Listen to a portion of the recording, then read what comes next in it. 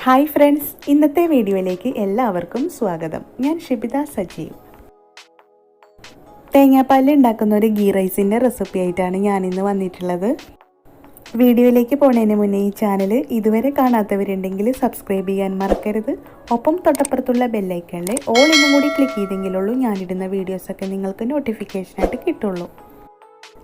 Ghee rice ഉണ്ടാക്കാനായിട്ട് നമുക്ക് ആദ്യം തന്നെ അണ്ടിപ്പരിപ്പ് മുന്തിരി ഒന്ന് നെയ്യിൽ വറുത്തെടുക്കാനുണ്ട്. അതിനായിട്ടൊരു കടായി അടുപ്പത്ത് വെക്കാം. കടായി ഒന്ന് ചൂടായി വന്നാൽ നമുക്കിതിലേക്ക് 2.5 ടീസ്പൂൺ നെയ്യ് ഒഴിച്ചു കൊടുക്കാം.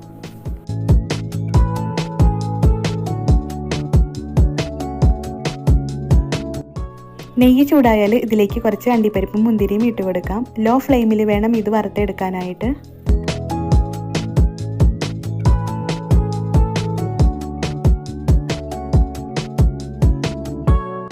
ഇവിടെ ഇപ്പോൾ അണ്ടിപ്പരിപ്പും മുന്തിരിയുമായി വന്നിട്ടുണ്ട്. ഇനി ഇതൊരു പാത്രത്തിലേക്ക് മാറ്റാം.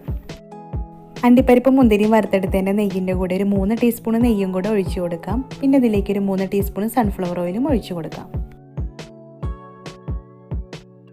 ഇനി ഇതിലേക്ക് 15 പീസ് ഏലക്കായും ഒരു 10-12 ഗ്രാമ്പുവും 6 പീസ് കറുകപ്പട്ടയും ഇട്ട് കൊടുക്കാം. ഇനി ഇതെല്ലാം ഒന്ന് ചൂടാക്കിയെടുക്കണം. ഇനി ഇതിലേക്ക് നമുക്ക് കഴുകി വെച്ച റൈസ് ഇട്ട് കൊടുക്കാം. 3 വലിയ ഗ്ലാസ് റൈസാണ് ഞാനിവിടെ എടുത്തിട്ടുള്ളത്. ഇതൊന്ന് ചേർത്തതിന് ശേഷം നല്ലപോലെ ഒന്ന് വറുത്തെടുക്കാം.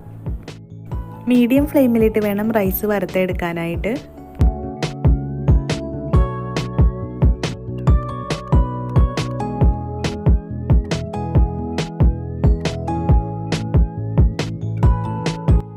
റൈസ് വറുത്തെടുത്തതിന് ശേഷം നമുക്കിതിലേക്ക് ഒരു 6.25 ഗ്ലാസ് തേങ്ങാപ്പാൽ ഒഴിച്ചു കൊടുക്കണം. റൈസ് അളന്നെടുത്ത് അതേ ഗ്ലാസിൻ്റെ അളവിൽ തന്നെ വേണം തേങ്ങാപ്പാലും എടുക്കാനായിട്ട്. വെള്ളം ചേർത്താണ് ഞാനിവിടെ തേങ്ങാപ്പാൽ ഉണ്ടാക്കിയെടുത്തിട്ടുള്ളത്. ഇതിനി റൈസിലേക്ക് ഒഴിച്ചു കൊടുക്കാം.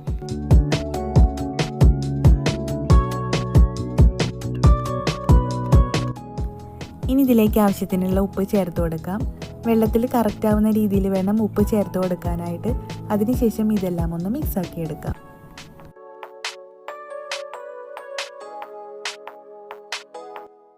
ഇനി ഇത് അടച്ചു വെച്ച് കുക്ക് ചെയ്തെടുക്കുകയാണ് വേണ്ടത്. ഇടയ്ക്ക് ഇതൊന്ന് തുറന്ന് നോക്കി ഇളക്കി കൊടുക്കണം.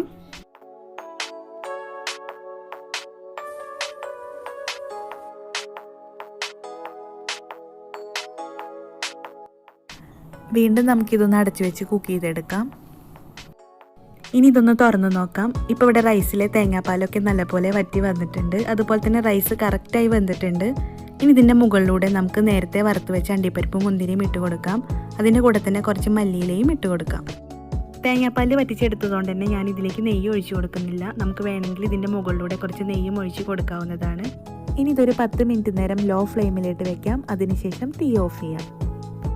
തേങ്ങാപ്പാൽ വറ്റിച്ചെടുത്ത ഈ ഒരു ഗീ റൈസിന് ഒരു പ്രത്യേക ടേസ്റ്റാണ് കഴിക്കാനായിട്ട്. ഇതുപോലെ ഒന്ന് വീട്ടിൽ ഉണ്ടാക്കി നോക്കിയിട്ട് അഭിപ്രായം അറിയിക്കാൻ മറക്കരുത്. ഒപ്പം ഷെയർ ചെയ്യാനും മറക്കരുത്. അടുത്ത നല്ലൊരു റെസിപ്പി ആയിട്ട് വരുന്നവരേക്കിനും ഇന്ന് വിട പറഞ്ഞു പോകുന്നത് ഷിബിത സജീവ്. Thank you.